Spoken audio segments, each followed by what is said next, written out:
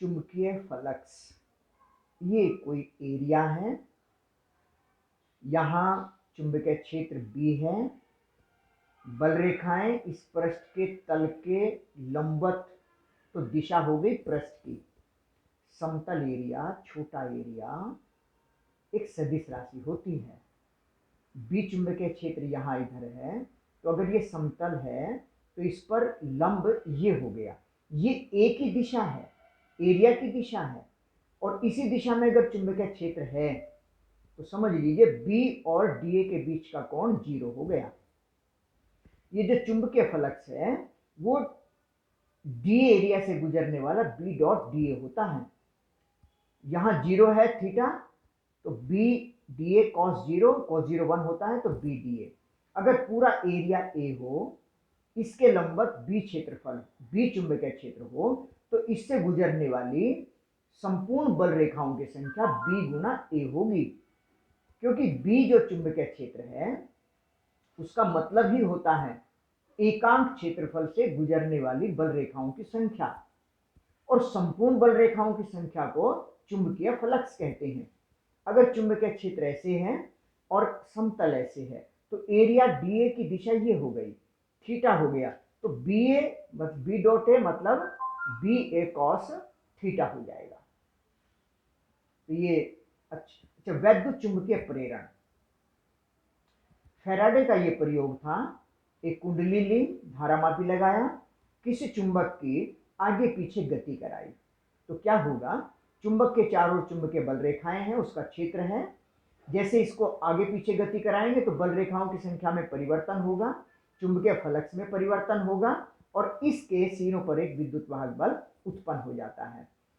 अगर एन इधर लाते हैं तो यहां विद्युत वाहक बल इस तरह से बनता है, धारा परिपथ बंद होने पर धारा बहती है, इस तरह से होता है कि ये एन की गति का विरोध करे। एन को इधर लाते हैं तो एन बनेगा, एन को इधर ले जाते हैं तो ये एस बनेगा, क्योंकि इसकी गति का विरोध होना है। लेंज का नियम कहलाता है ये। तो यहां एन बनेगा कि एस बनेगा, एन बनेगा, धारा ऐसे बहेगी, एंटी क्लॉकवाइज हो तो ये एन होता है, क्लॉकवाइज हो तो ये एस होता है। ये बेसिक जो चीजें हैं ये आपके माइंड में रहनी चाहिए।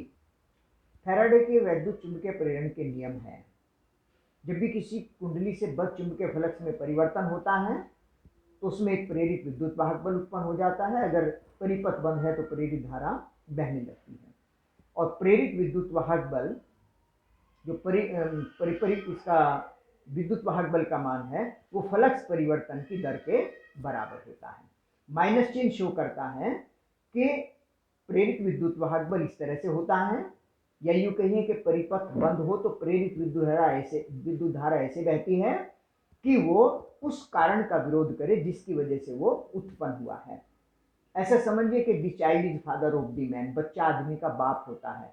बहुत तर्क करता है क्योंकि उसकी परिस्थितियां बिल्कुल पहले से भिन्न होती हैं। तो यहां भी समझिए, सीखना भी तभी होता है, ऊर्जा भी तभी जनरेट होती है। तो ई विद्युत वाहक बल, प्रेरित विद्युत वाहक बल minus D phi by D T होता है। अगर एन फेरे हो तो फिर ये एन गुना हो जाएगा। परिपथ बंद है, प्रतिरोध आर है, तो आई बराबर ई बटे आर, वी बटे आर जैसे होता है, तो ये इसमें धारा हो जाएगी। लेंज का नियम अच्छी तरीके से तैयार करें।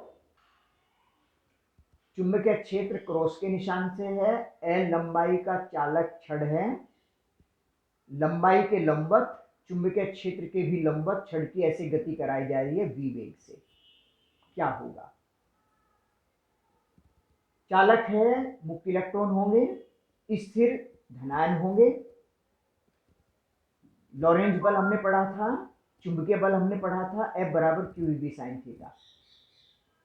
आवेश, जैसे मान लीजिए ऐसे गति करा रहे हैं, अगर हम धनावेश की बात करें तो धनावेश मान लीजिए इधर जा रहा है, धनावेश अगर यहां इधर जा रहा है तो इस दिशा में धारा बह रही है, और अगर धारा बह रही है तो धारा इधर बह रही है, और यहां चुंबकीय क्षेत्र है, चुंबकीय क्षेत्र में ये आवेश गतिमान है, तो इस पर बल लगेगा ऊपर की ओर।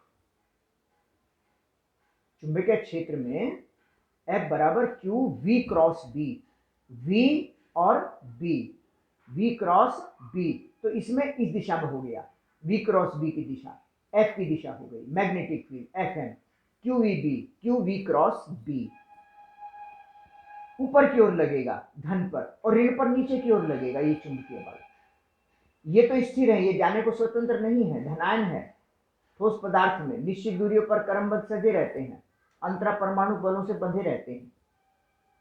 फ्री इलेक्ट्रॉन है, इलेक्ट्रॉन गैस की तरह, इलेक्ट्रॉन इधर आने लगेंगे, ये सिरा नेगेटिव होगा, ये सिरा पॉजिटिव होगा। पॉजिटिव नेगेटिव एक वोल्टेज उत्पन्न हो गया, एक वैद्युत क्षेत्र उत्पन्न हो गया, V अपॉन L, अगर L लंबाई है, V वोल्टेज है, इसकी दिशा ये हो जाएगी। और इस दिशा का मतलब है कि यहाँ धन आवेश पर इधर बल लगेगा। अब देखिए, चालक की गति के कारण धन पर ऊपर बल लगता था, ऋण पर इधर लगता था, इलेक्ट्रॉन यहाँ गए, नेगेटिव हुआ, वैद्युत क्षेत्र की दिशा ऐसे पैदा हो गई कि अब ये धन को इधर बल लगाती है, इलेक्ट्रॉन पर इधर बल लगाती है।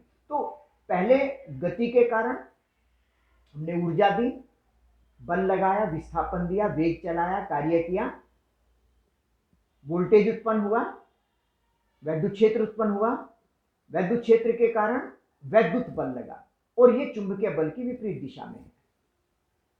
तो इस तरीके से होगा क्या कि जैसे हम गति कराना शुरू करेंगे, इलेक्ट्रॉन यहां जाना शुरू होंगे चुंबकीय बल के कारण, जैसे ही विद्युत क्षेत्र उत्पन्न होगा, वैद्युत बल लगेगा, इलेक्ट्रॉन बल ऊपर लगने लगेगा।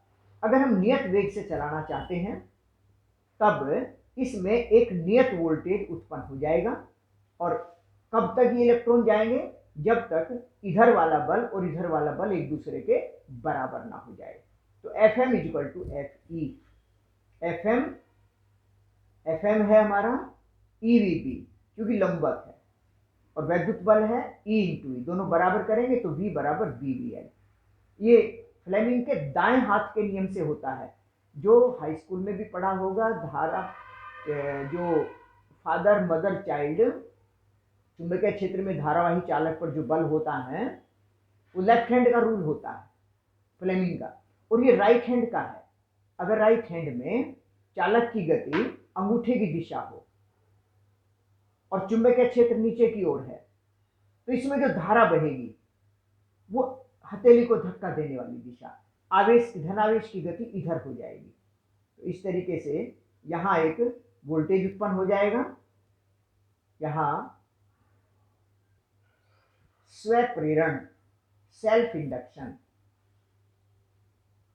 एक कुंडली है एन फेरो वाली, यहां सेल लगाया गया है, कुंजी लगाई गई है।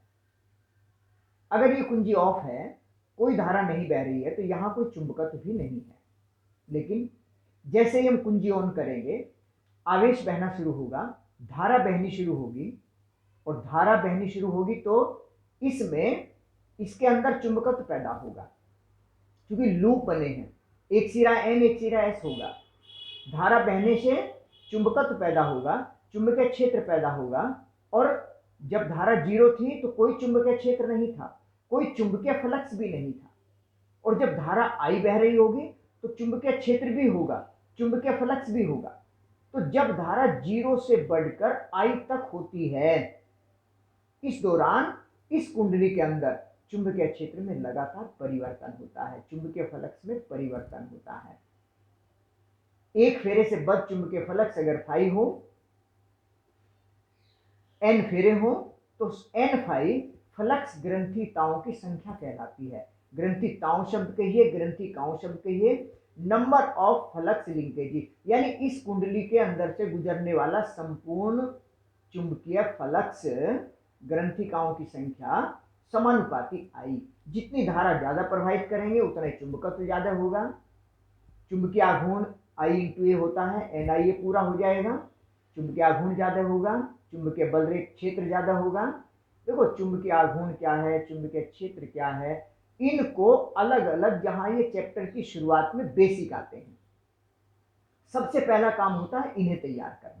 जब ये तैयार होंगे तो इनके आगे के जो टॉपिक होते हैं उनका उपयोग मात्र होते हैं और कुछ नया नहीं होता है। जैसे यहां हमने यही किया है, E बराबर minus N delta phi upon delta T. यहां कहा कि अगर फ्लक्स में परिवर्तन हो रहा हो, यानी स्थिर धारा में एन फाई बराबर एल इंटू आई। एल कहलाता है स्वप्रेरण गुणांक, परिभाषा इससे की जा सकती है, सूत्र से परिभाषा करना सब जानते हैं। और अगर यहाँ डेल्टा टी समय में डेल्टा फाई चुंबकीय फ्लक्स बदल रहा हो तो प्रेरित विद्युत वाहक बल minus delta phi upon delta T. Delta phi N phi की जगह एल आई लिखेंगे तो ये सूत्र आ जाएगा एल बराबर माइनस ई अपॉन डेल्टा टी। एल प्रेरित विद्युत वाहक बल के संख्यात्मक मान के बराबर होगा, माइनस छोड़ दे, संख्यात्मक मान के बराबर हो गया अगर delta E upon delta T 1 हो, मतलब धारा परिवर्तन की दर एकांक होने पर, तो स्वप्रेरण ये होता है।